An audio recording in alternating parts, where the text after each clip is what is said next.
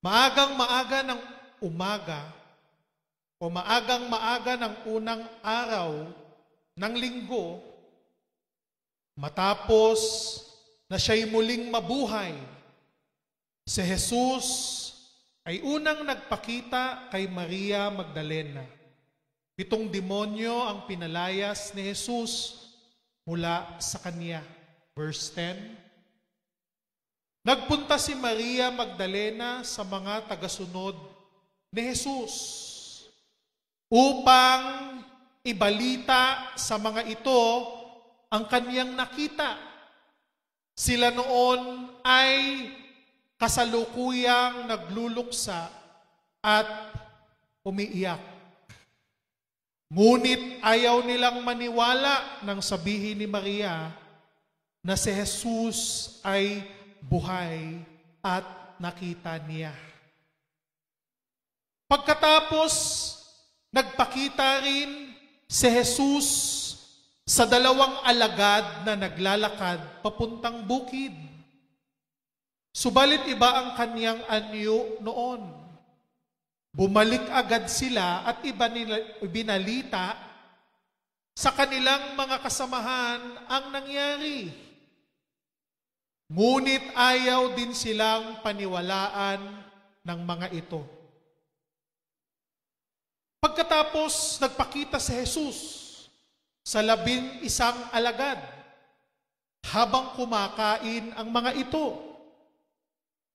Sila ay pinagalitan niya dahil sa hindi nila pananalig sa kaniya at dahil sa katigasan ng kanilang ulo. Dahil ayaw nilang maniwala sa mga nakakita sa kanya pagkatapos na siya'y muling nabuhay. Hallelujah! Ang pag-uusapan natin sa umagang ito ay pamagatan nating nananalig ka ba? O do you believe? Sabi mo sa iyong katabi, do you believe? Totoo kaya? Do you believe? Sa buhay natin, sa mundong ito, maraming mga bagay na mahirap paniwalaan. Sa dami ng fake news, di ba? Sa dami ng mga balita na naririnig, kung minsan hirap maniwala o paniwalaan agad ng mga bagay sa ating nakikita sa kapaligiran, sa mundo, no? Dahil doon, maraming mga bagay ang mga totoo na kung saan hindi rin pinapaniwalaan ng marami. No, dahil sabihin ng iba, ano yan, fake news yan, di ba? Ano lang yan, edited yan, no? Camera trick lang yan, or AI lang yan, di ba? Dami ngayon. May mga matatanda nga ngayon, mag-ingat kayo di ba? Minsan pagbukas nyo sa telepono nyo, may mga doktor na nagsasalita, nag-i-endorse ng mga gamot, yung pala, ine-edit lang yung bibig, o yung mga sinasabi, ginagaya lang yung boses, no? Kaya kung kayo po ay may napapanood, i-verify nyo muna. May nakita kung totoo ba. Kasi baka mamaya, uso ngayon yung mga tao na nanloloko, nandadaya, o magaling magpaniwala. Kaya naman dahil dyan naaapektuhan, no? Kahit yung mga totoong bagay na, totoong sitwasyon na, hindi na tuloy agad naniniwala yung mga tao. Dahil tayo ay nabubuhay sa mundo na puno ng kasinungalingan. No? So nabubuhay tayo sa mundo na marami ang fake, marami ang hindi totoo. Dahil dyan, maraming mga tao ang hindi na naniniwala kahit sa totoo at tunay na nangyari. Ganon din yung mga apostles ng Panginoon. Nung si Jesus ay muling nabuhay, hindi ka agad naniwala. Kaya nga sa ating pag-uusap ngayon, napakahalaga, no, ng resurrection. It is the most important message and story in human history. Yung resurrection ni Christ, ni Jesus. His resurrection separates Him from every religious leaders in all of the histories o history of mankind. No? Sa lahat sa kasaysayan ng tao, walang ibang leader ng isang relihiyon natatangi si Jesus na nabuhay sa lahat. Pinag-aralan natin yun noong mga nakaraang linggo, di ba? Yung mga leader ng mga religion, yung mga founder ng mga religion sa mundo, kung ano man yan, isa-isahin mo man yan, lahat ng mga nagpasimula na yan, namatay din. Patay na lahat. Pero ang kaibahan, hindi sila nabuhay muli. But si Jesus, He is alive. Amen? No other religious figure to have claimed or to have conquered death except Jesus Christ. His death on the cross and the shedding of His blood is significant. It washes away our sins. Alam natin sa Bible, mga kapatid, na ang tanging kaparaanan lamang upang ikaw ay mahugasan sa iyong mga nagawang kasalanan ay ang pagbubuhos ng dugo, pag-alay, paghandog. At yun ang ginawa ng ating Panginoong Hesus once and for all. Inialay niya, inihandog niya ang kanyang sariling buhay at ang kanyang dugo na tumigis doon sa krus ng Kalbaryo ang siyang naging kabayaran sa kasalanan ng sangkatauhan. Sabi mo sa iyong katabi, binayaran niya ang kasalanan mo. Kaya paalala natin sa ating sarili, binayaran ni Jesus ang ating utang.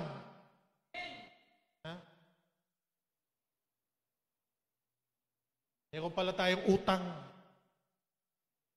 na kailangan bayaran at binayaran niyan ng ating Panginoong Jesus.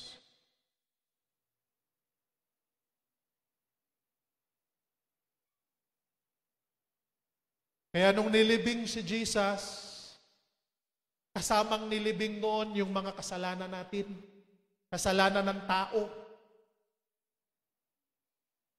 Mula nung mga nabuhay na nauna sa Kanya, at maging ang mga tao na nabuhay sa henerasyon natin ngayon. Pero, nung si Jesus ay bumangon mula sa libingan, naiwan na sa libingan, nalibing na rin ang ating mga nagawang kasalanan. No? Kaya, your sins have been forgiven. Meron ka ng buhay. Meron ka ng bagong buhay. Kaya nga born again. New life na ibinigay ng ating Panginoong Hesus. Pero even yung mga apostol niya ay hindi naniwala nung siya ay muling nabuhay. Sabi sa Mark 16, kung babasahin natin muli, sa New King James Version, now, when he rose early on the first day of the week, he appeared first to Mary Magdalene, out of whom he had cast 7 demons. No? Alam natin na si Jesus talaga nagka-cast out, no? Ng demons, evil spirit. No? Verse 10, she went and told those who had been with him. Si Mary nung nakita niya si Jesus, tumakbo, excited, nireport niya agad doon sa mga apostol ng Panginoon. us they mourned and wept.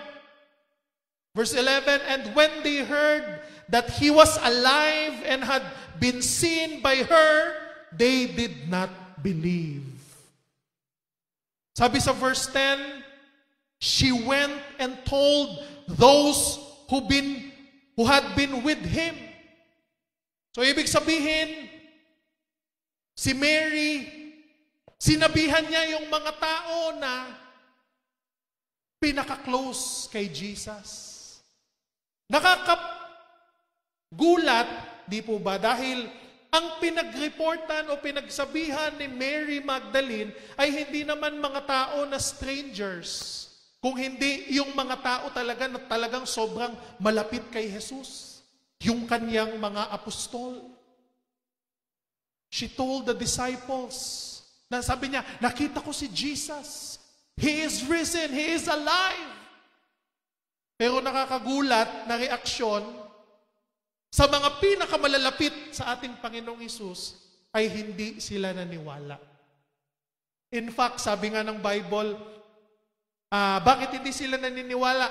Kasi hindi pa sila naka-move on. Nagluluksa pa rin sila. Ha? Kaya minsan yung mga tao na hindi naka-move on pa.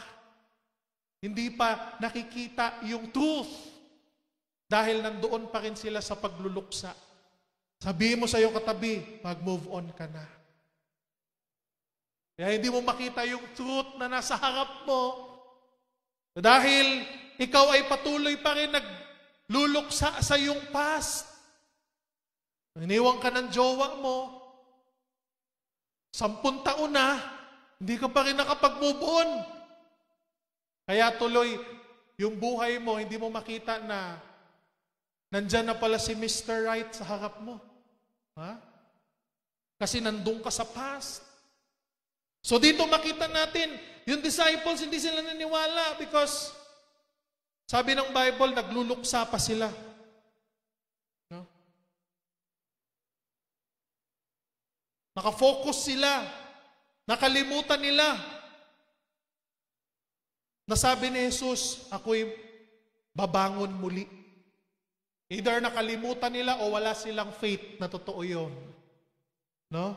Sa kabila nung nakita nila na ang ating Panginoong Hesus, kung paano niya pinagaling ang may mga karamdaman, kung paano niya binigyan ng paningin ang mga bulag, kung paano yung mga patay o namatay na, binuhay muli ng ating Panginoong Hesus, kung paano yung mga bingi ay nakarinig, kung paano yung mga tao na may malubhang karamdaman, katulad ng leprosy, ay pinagaling ng Panginoon, kung paanong si Jesus ay nagpalayas ng maraming demonyo sa mga tao.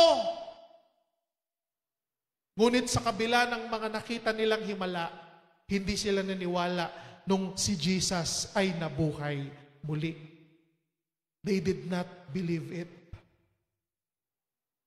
Ngayon yung unang test, siguro sabi ni Jesus, tingnan ko nga kung yung mga alagad ko ay may pananalig talaga. So sinubok, unang test, fail. Hindi sila. Pangalawa, verse 12, nagpakita muli ang ating Panginoon. Sabi ulit, after that, He appeared in another form to 2 of them as they walked and went into the country. Verse 13, and they went and told it to the rest, but they did not believe them either. Kita nyo? So, pangalawang beses, gumawa uli ng paraan ng Diyos. Pero sa pangalawang pagkakataon, ganun din, hindi pa rin sila naniwala na totoong buhay na ang Panginoon. Siguro sabi nila, baka namimilik mata lang kayo. Baka dala lang yan ng pagka-miss nyo sa Kanya. Kaya nakikita o nakakakita kayo ng tao na kamukha niya. They did not believe it. Alam nyo ba sa mga sumusunod sa Panginoon ay mayroong mga dalawang uri? Yung mga tao na sumusunod lamang sa Diyos at yung mga taong naniniwala sa Kanya. Hello? Yung mga taong parang nag-observe lang, sumasama lang, pero hindi nila sineseryoso, hindi nila totoo sa puso nila na nananalig, nananampalataya talaga sila totoo sa Diyos. Maraming nasa church lang kasi naimbita, nahiya lang tumanggi, o dahil yung parents niya ay Christian, kaya naman siya ay nasama din sa church. Pero hindi talaga naniniwala o walang pananalig, pananampalataya sa Diyos. Tingnan mo nga yung katabi mo. Sino kaya dyan yung ganon? Ha? Huwag mo nang tingnan, baka ikaw yun. Tingnan natin sarili natin. Nasa loob ka nga ng church pero hindi ka nananalig sa Diyos. Kinig ka nga ng sermon pero hindi ka nananalig sa Diyos. Hindi ka nagtitiwala sa Panginoon. Sa kabila ng mga himala ng ginawa ng Diyos sa buhay mo. Sa kabila ng kagalingan na ginawa ng Panginoon sa buhay mo nung ikaw ay may karamdaman. Sa kabila ng proteksyon na ginawa ng Diyos sa buhay mo, na alam mo talagang kung wala si Lord, wala ka na sana sa mundo. Pero sa kabila nun, hindi ka pa rin nagtitiwala sa Diyos. Ganon yung mga apostol. Ganon yung mga disciples. Hindi sila naniwala, even though kasama nila ang Diyos. Physically. Hindi sila nanalig sa Kanya. Napakahalaga sa buhay natin, mga kapatid, na manalig tayo sa Panginoon. Manampalataya tayo sa Diyos. Na siya ang buhay. Napakahalaga ng faith. Napakahalaga nung pinapaniwalaan mo kung sino ang totoong Jesus, kung sino ang totoong Jesus, kung sino ang totoong Kristo sa Biblia. Kaya sabi sa John 3:16, "For God so loved the world that He gave His only begotten Son, that whoever believes in Him believes." Sabi mo sa iyong katabi, believe. Should not have everlasting life. Should not perish, but have everlasting life. Sa Tagalog, sapagkat gayon na lamang ang pag-ibig ng Diyos sa sangkatauhan, kaya ibinigay niya ang kanyang kaisa-isang anak upang ang sinumang sumampalataya, believe, ay hindi mapahamak kung hindi magkaroon ng buhay na walang hanggan. Hindi sinabi dito na ikaw ay magkakaroon ng buhay na walang hanggan kung ikaw ay nabaptized. Di ba? Or kung ikaw ang nagbibigay ka ng offering sa church. O hindi sinabi dito kung ikaw ay kumakanta, singer sa church, worship leader, praise and worship leader, o tumutugtog ng instrument, o ikaw ay usher, o ikaw ay preacher. Hindi sinabi dito. O hindi sinabi ng verse that whoever believes in Him should not perish but have everlasting life. Believe. Believe in Jesus. Those who really put their faith and confidence to Jesus. Yung may tiwala ka talaga sa Panginoon. Na kahit mukhang imposible, pero dahil may pananampalataya ka sa Kanya, alam mo na may gagawin si Lord sa buhay mo. Believe. Believe, and you will receive it. Diba? Sabi ng Bible. John 3 verse 18. He who believes in Him is not condemned. But he who does not believe is condemned already, because he has not believed in the name of the only begotten Son. Verse 18, hindi hinatulan ng parusa ang sumasampalataya sa anak. Ngunit hinatulan na ang hindi sumasampalataya, sapagkat hindi siya sumasampalataya sa kaisa-isang anak ng Diyos. Napakahalaga ng pananalig. Narito ka dahil sa iyong pananampalataya, pananalig kay Kristo. Walang dapat ibang dahilan. Tayo ay narito sa church, nagkakaisa tayo, nagkakabuklod tayo, we are united. Hindi dahil sa kahit ano pa mang bagay, kung hindi dahil sa pananampalataya at pananalig kay Kristo.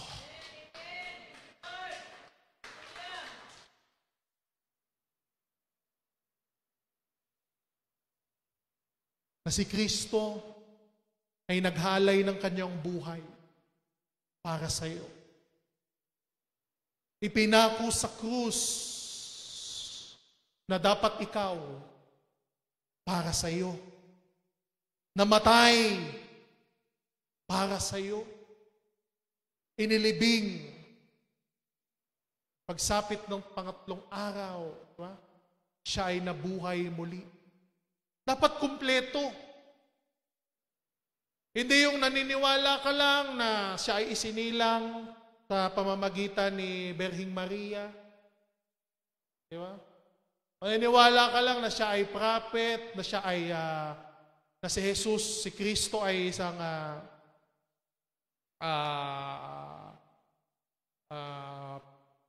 prophet o messenger o kung ano-ano man. Kung hindi, si Jesus ay nabuhay mula sa kamatayan. Yun ang panghawakan, yun ang pananalig, yun ang pananampalataya. Kahit yung mga apostol, hindi ka agad naniwala. John 3 verse 36, he who believes in the Son has everlasting life. And he who does not believe in the Son shall not see life. Tignan mo? O ikaw hindi ka naniniwala sa buong katotohanan kay Kristo. Kaya yung mga taong hindi naniniwala sa resurrection ni Jesus, wala talagang life eh. Walang hope. Walang pag-asa. Dahil akala nila ang buhay natin dito sa mundo ay parang wala lang. Pag namatay ka, wala lang.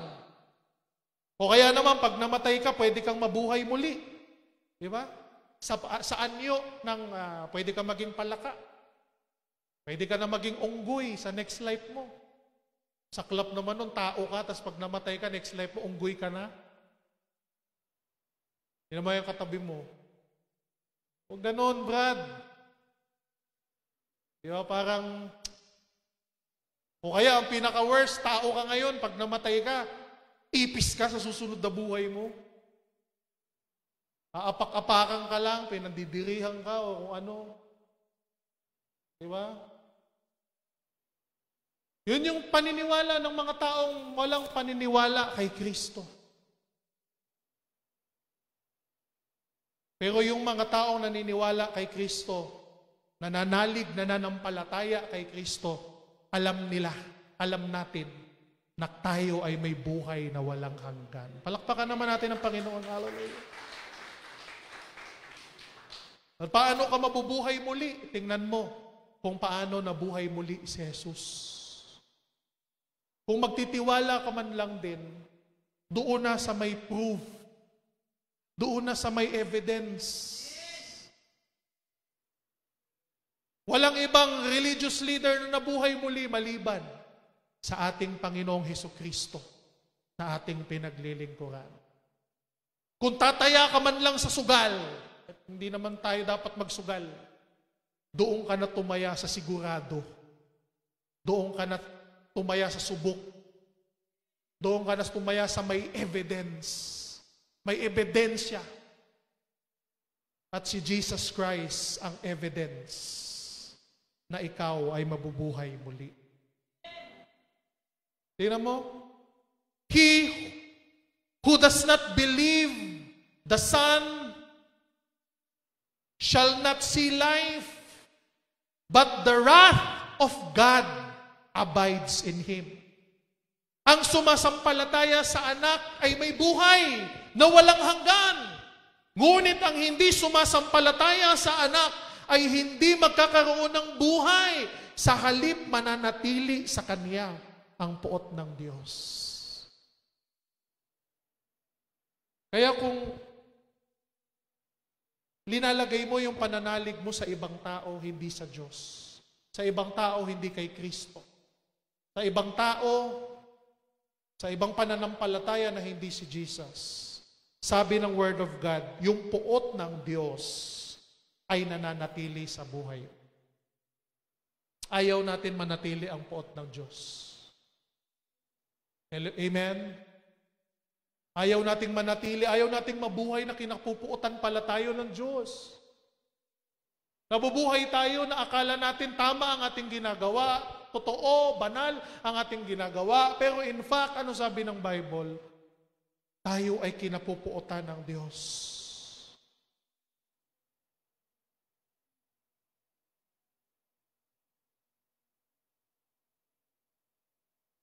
Kaya nga sabi sa John 3 verse 18 kanina yung binasa natin, ngunit hinatulan na ang hindi sumasampalataya. Yung tao na ayaw maniwala, na ayaw makinig kay Kristo, buhay pa man siya, pero hinatulan na siya ng Diyos. At pag namatay siya, siguradong sa impyerno ang bagsak. There is no forgiveness of your sins kung hindi ka nananalig at naniniwala sa resurrection ni Jesus Christ.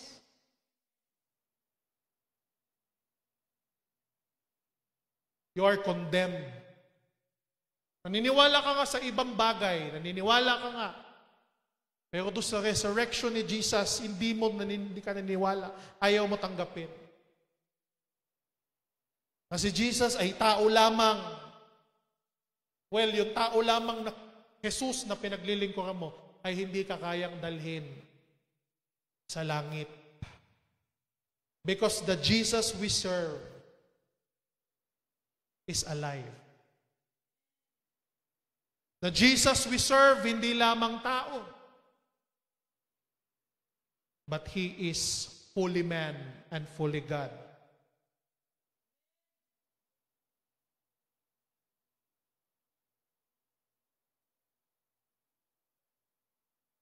Kaya sabi sa verse 36, ngunit ang hindi sumunod sa anak ay hindi magkakaroon ng buhay na walang hanggan. Kaya nga pag ikaw ay may Panginoon sa buhay, meron kang hope. Kung ikaw ay may pananalig sa Panginoon, nagtitiwala ka sa Kanya, meron kang hope. Gumigising ka sa umaga na merong pag-asa, na alam mong kaya mong mag-improve sa sarili mo. Kaya mong maging better na disciple ng Panginoon. Na meron kang purpose sa buhay mo. Yun ang nagbibigay sa iyo ng passion. Yung faith mo kay Jesus. Yung anointing. At yung joy na sa Kanya lamang matatagpuan. Hindi kayang ialok ng sanlibutan, mga kapatid. Kaya alam nyo yung tao, hindi naman, sinabi ko na ito, hindi naman may impyerno dahil sa kasalanan. Di ba?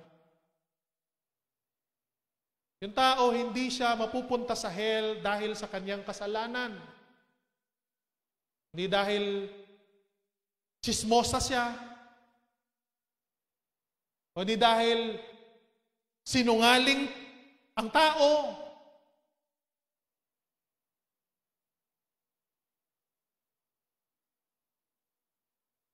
Mapupunta ang tao sa impyerno because he reject the lordship of Jesus Christ. Not because of sin. Paano nangyari yun, Pastor?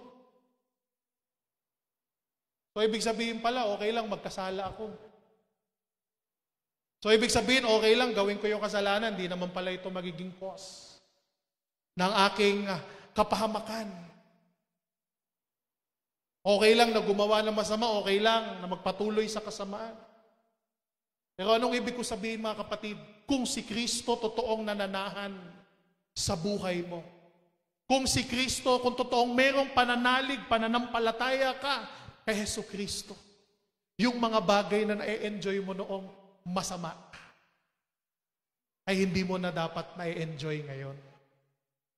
Yung mga bagay na alam mong masama, yung mga bagay na doon ka nakakakuha ng kaligayahan, kasiyahan sa buhay mo nung hindi mo pa nakilala si Kristo, pero nung naglingkod ka sa Kanya, nung tinanggap mo si Kristo, ngayon hindi mo hindi ka na natutuwa sa mga bagay na yon. Bakit? Kasi si Kristo na ang naghahari sa buhay mo. Hindi ka na masaya na gumawa ng kasamaan. Hindi ka na masaya na hindi maging priority ang Diyos sa buhay mo. Kaya ang totoong may pananalig at pananampalataya kay Kristo, hindi siya natatakot na gumawa ng kasalanan dahil hindi na siya maiimpyerno, kung hindi, dahil kay Jesus Christ, unti-unting binabago ng Panginoon ang buhay ng tao na nananalig at nananampalataya sa Kanya. Kaya kung sinasabi mong Christian ka, tas enjoy na enjoy ka sa kasamaan, aba, tanungin mo yung sarili mo. Parang wala lang. Pero yung kasalanan ng tao, hindi naman yun actually. Pero yung rejection, yung pag-reject niya kay Jesus, yun ang magiging dahilan talaga. Yung pagtanggi niya na baguhin siya ni Kristo, yung pagtanggi niya na maghari ang Panginoon sa buhay niya, yun ang magiging dahilan kaya ang tao ay mapapahamak. Kasi lahat naman tayo makasalanan eh. Kaya nga sinabi doon, we are saved by grace. Kasi kung tayo lang, dami nating kasalanan eh. In fact, taas nga yung kamay yung hindi na nakakapagsinungaling. Taas ang kamay. Meron ba dito? Yung hindi na nagsisinungaling. Hindi, totoo. Meron ba? Sige, huwag kayong mahiya. Meron ba hindi na nakakapagsinungaling? Pati naman, dapat lahat tayo sa impyerno.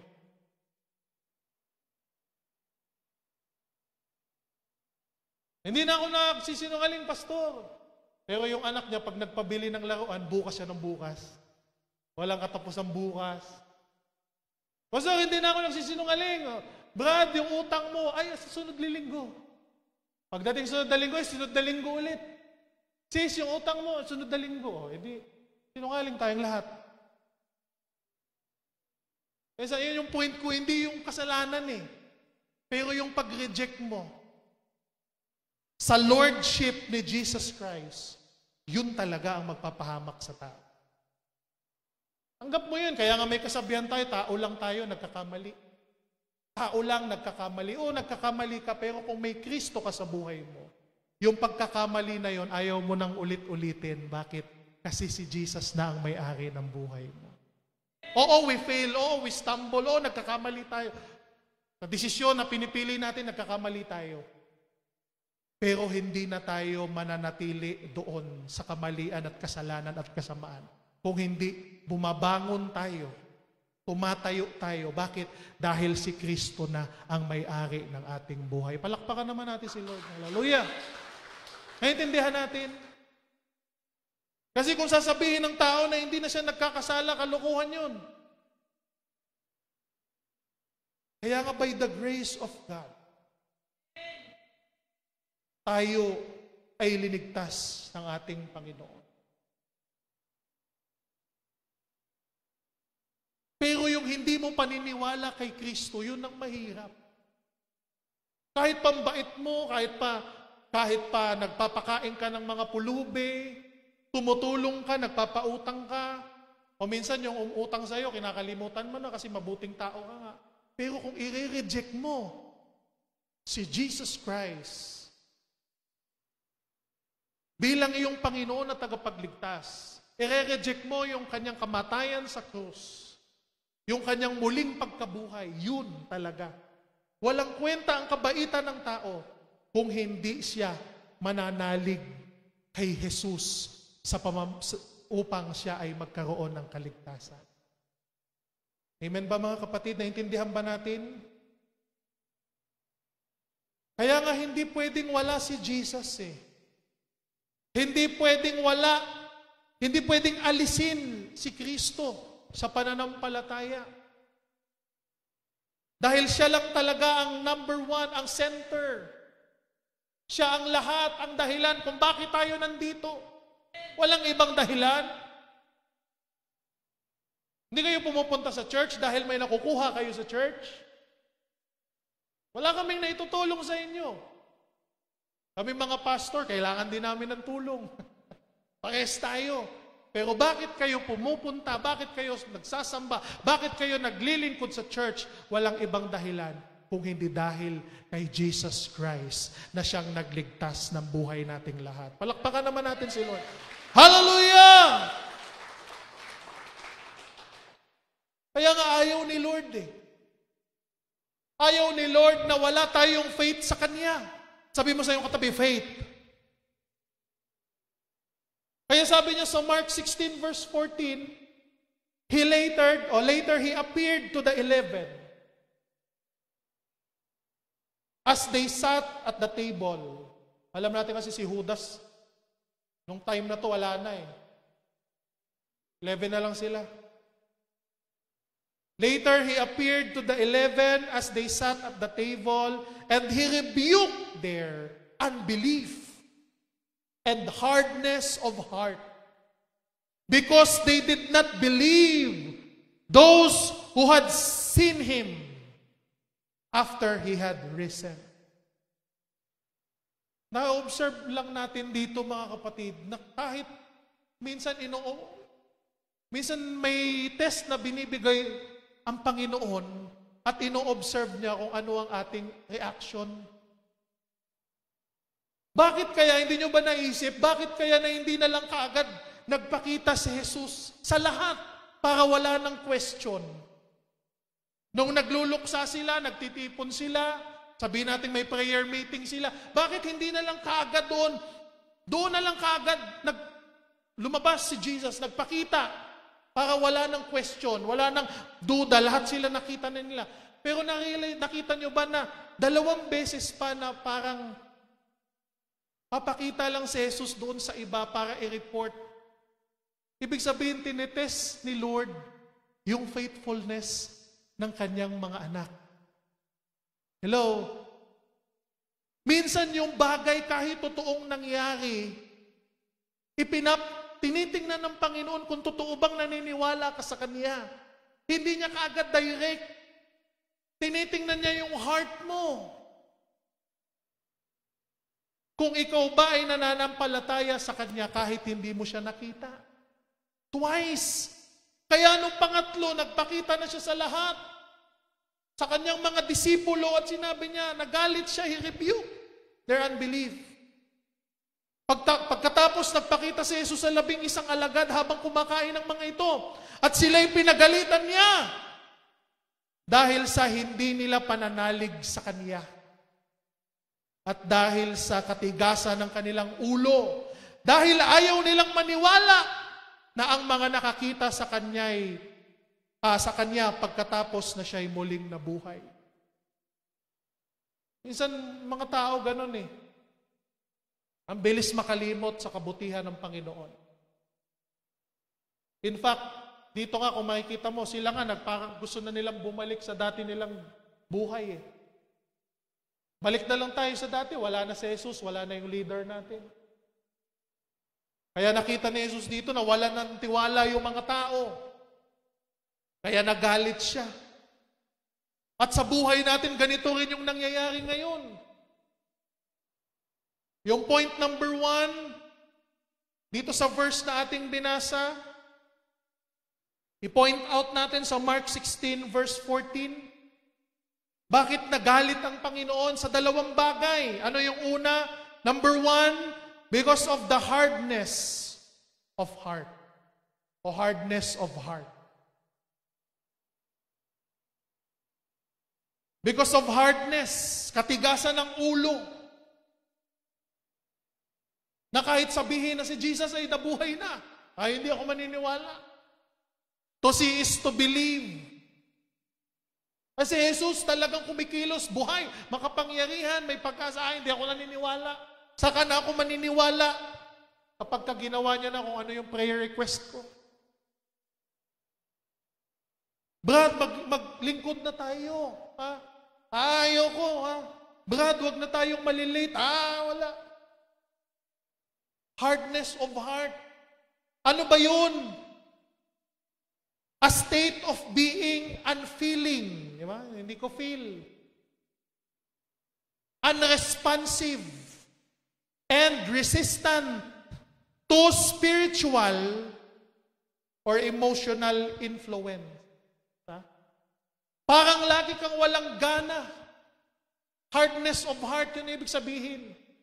Okay lang kung may gawain o wala, pero hindi mo hinahanap-hanap. Kahit hindi ka umattend ng Bible study, okay lang. Hindi ka umattend ng midweek service, okay lang.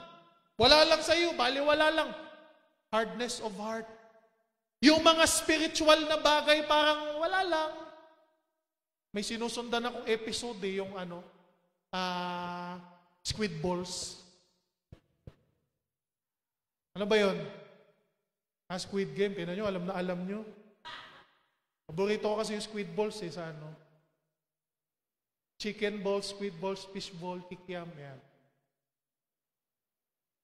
Hindi mo na ako sa service, may sinusundan akong ganito. Mas mahalaga sa'yo yung mga, ano yun? Yung mga bagay na worldly kesa doon sa spiritual bagay na mga bagay para sa Panginoon. Hardness of heart, sabi ng Bible. Nagalit ang Panginoon. Yung kahit ilang beses kang pinaalalahanan, ayaw mo pa rin gawin. Ilang beses ang tinuro ng Bible, ayaw mo pa rin gawin. Hardness of heart. Resistant, no? Unresponsive. Wala na, parang ayaw na magsimba, ayaw na magpunta sa church, wala nang kalutay-lutay. Wala nang kagana-gana. Sunod niyan, backslide na. Backsliding na.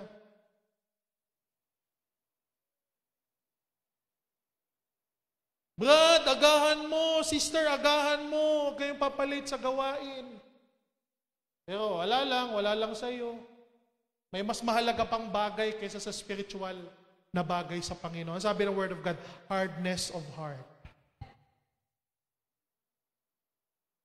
Hindi ka interested sa mga spiritual things. Yan ang isang dahilan. Hindi ka interested.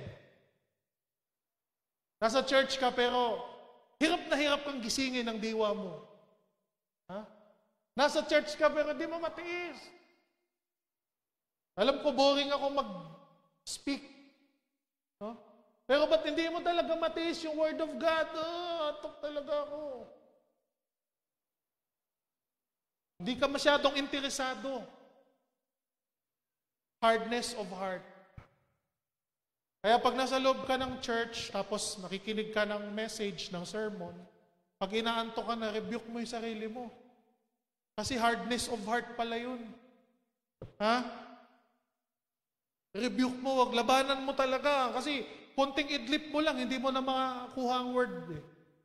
Hindi mo ma-miss mo na. Ano meron? Bakit nagpapalakpak sila? O bakit tumatawa sila? O ba't nag-react sila? Ano meron? Naalala ko dati may membro dito sa church noon na, "Man!" Nung ganun. "Man!" Naka-idlip siya.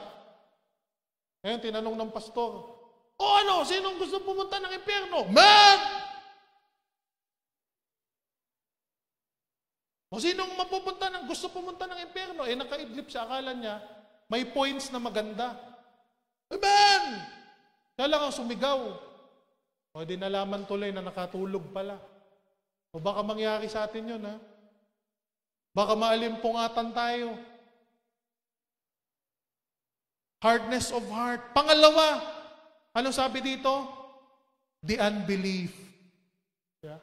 Dalawa yung pinoint out ni Jesus. Ha?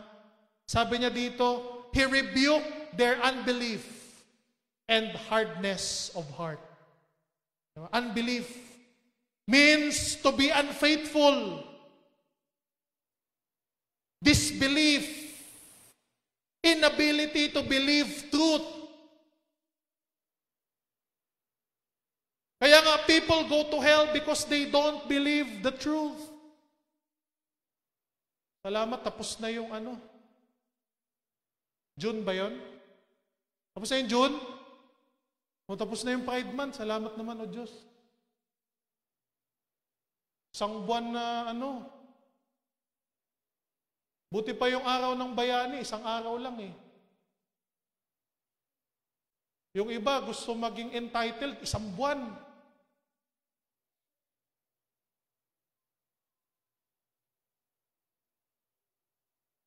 Ayaw nila ng truth na pag wala si Jesus sa buhay nila, patuloy sila sa kanilang ginagawa, ay tsak na mapapahamak. Ayaw nila yon. The lack of being able to put your trust in Him, yun ang pinaka-problema eh. Na kahit ikaw ay believer pero hindi ka nagtitiwala sa Panginoon, nagda-doubt ka pa rin sa Diyos. Kaya, renebuke sila ni Jesus. Nirebuke sila ni Jesus.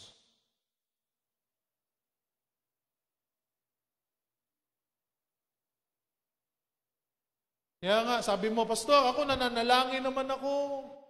Hinihingi ko naman sa Panginoon, I talk to God. Pero bakit hindi siya gumawa ng miracle sa buhay ko? Sabi ng Bible, because you didn't believe. Kung hindi ka nagniniwala fully sa Panginoon, o partial lang, naniniwala ka lang sa mga gusto mo, ang gusto ng Panginoon, mga kapatid, fully, 100% na nagtitiwala ka sa Kanya. Kasi kung kalahati lang, 1/4 lang ang tiwala mo, katumbas din nun na wala kang tiwala sa Kanya. Gusto ng Panginoon, hindi ka nagdadalawang isip, buo ang iyong loob, at nagtitiwala ka sa Panginoon. Lalo na sa iyong kaligtasan, sa salvation, sa faith. Bakit ka naging born again? Dahil lang ba na ikayat ka? Dahil lang ba gusto mo nakakarinig ka ng message? Hindi. Hindi lang dapat sa ganong bagay. Kung hindi, dahil kay Kristo, dahil siya'y namatay at muling nabuhay. Sabi ng 1 Corinthians 15 verse 17, at kung hindi muling binuhay si Kristo, kayo'y nananatili pa sa inyong mga kasalanan at walang katuturan ng inyong pananampalataya. Kaya nga yung resurrection, yung muling pagkabuhay ni Jesus, dapat matibayan sa inyong puso at sa inyong kaluluwa. Kasi yun yung foundation ng ating faith. Kasi kung totoong hindi nabuhay si Christ, sabi ng Bible, useless lahat ng ginagawa natin ito. Useless lahat ang pagpunta sa church. Useless lahat ang pagbibigay ng offering sa Kanya. Ang pagbabalik ng tithes. Useless ang lahat ng evangelism mo. Useless ang lahat ng ginagawa mong sacrifices para sa gawain ng Panginoon. Pero dahil si Jesus ay hindi patay, ngunit siya'y muling nabuhay, alam mo na lahat ng ginagawa mo para sa Kanya ay hindi useless. Kaya malakas ang ating loob. Matatag tayo sa mga pagsubok. Kahit anong problema, hindi tayo kaagad mati-discourage. Bakit? Kasi alam mo na ang Diyos na iyong pinaglilingkuran ay buhay at makapangyarihan sa lahat.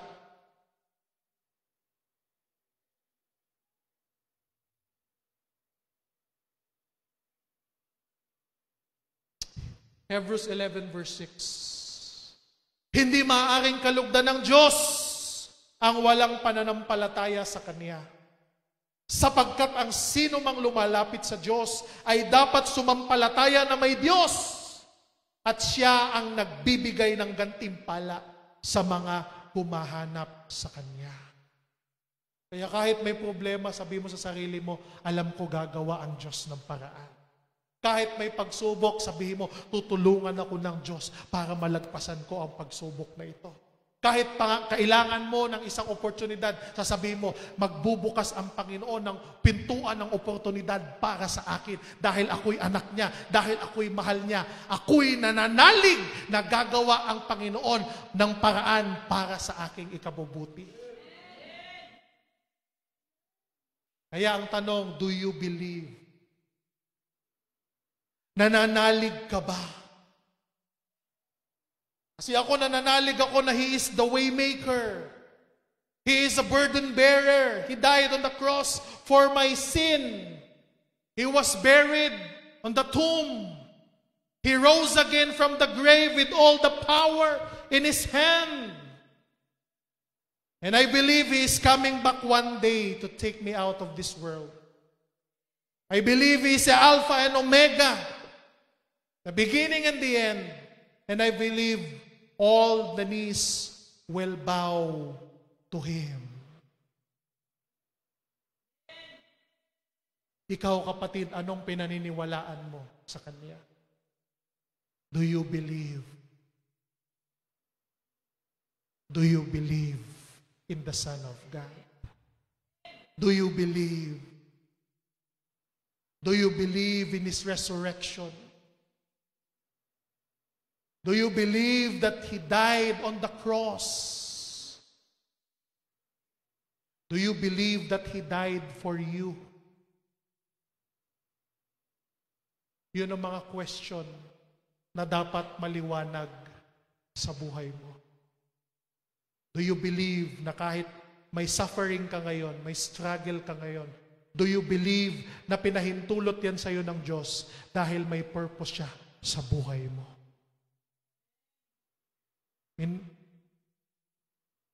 Ginagawa ka ng Panginoon, di ba? Hinuhugis ka ni Lord, kaya ka may pagsubok. Kasi gusto ni Lord na maging better person ka.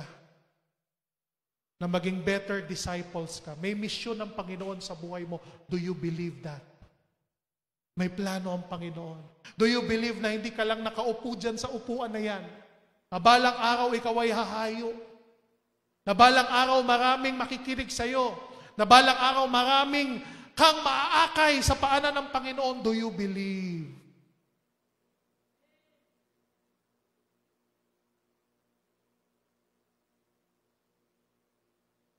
Kailangan ng pananampalataya at pananalig sa Panginoon. Yun ang hamon sa bawat isa sa ating lahat. Yung pananalig mo at paniniwala at pagtitiwala mo sa ating Panginoon. Magtiwala ka sa Diyos, kapatid. Lahat ng ginagawa ng Panginoon sa buhay natin, meron siyang dahilan at para sa kanyang kaluwalhatian. Pagkatiwalaan mo ang Panginoon. Even sa gitna ng kahirapan, sa kagipitan, sa kalungkutan, even sa kamatayan natin, even sa karamdaman, sa sakit, sa suffering, ano man ang ating pinagdadaanan ngayon, wag na wag mong kalilimutan na nariyan si Kristo. Hindi kanya iiwan, hindi kanya pababayaan. Hiniling ko pong tayong lahat ay tumayo. Do you believe? Sabi ni Lord, without faith, it is impossible to please Him. Kung wala ang Diyos, kung wala ang pananampalataya mo sa Panginoon, huwag kang umasa na nalulugod ang Diyos sa buhay mo. Kaya nga sa oras na ito, mga kapatid, kung anumang doubts meron tayo sa ating puso, kung anumang question na meron tayo sa Panginoon. Siguro may mga bagay na hindi natin naiintindihan ngayon. Pero kung magtitiwala at mananatili tayo, magtitiwala tayo sa Kanya, hindi tayo pababayaan ng Panginoon. Tandaan natin to, hindi tayo pababayaan ng Diyos, hindi tayo ipapahamak ng Panginoon. Panghawakan niyo yan sa puso at buhay niyo. Ama naming banal, salamat Lord. Panginoon, patawad po kung kami ay walang pananampalataya sa iyo. Kung kami ay nagkukulang, Lord, ng tiwala sa iyo, Panginoon. Lord, ikaw ang Diyos namin na buhay.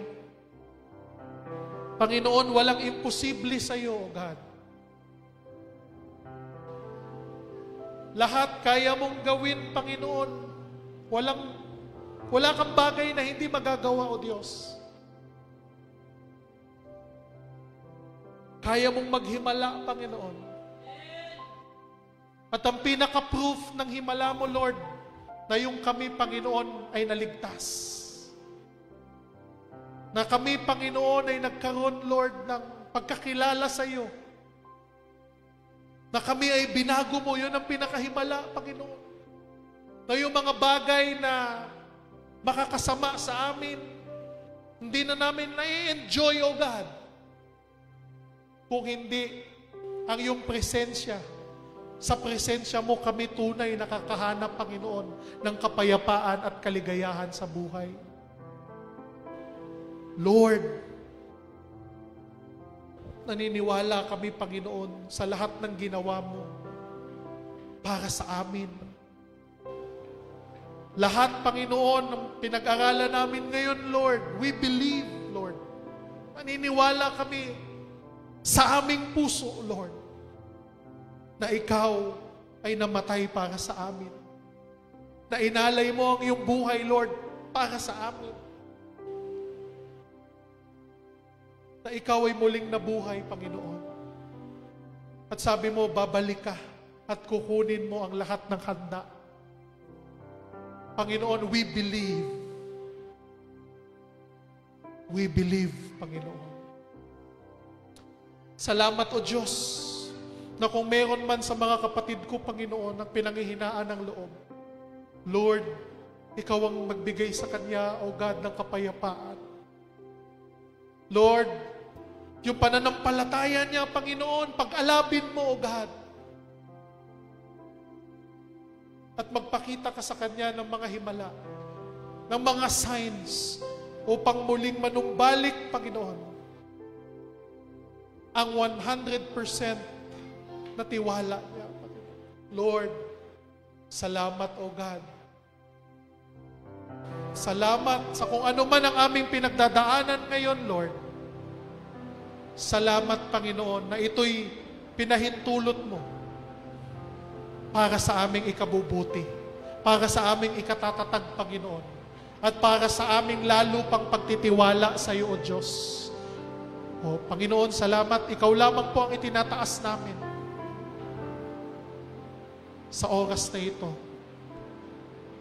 Sana po ikaw ay nasihan. Salamat, Panginoon. Sa pangalan ni Jesus. Amen. Amen. Hallelujah. Praise God.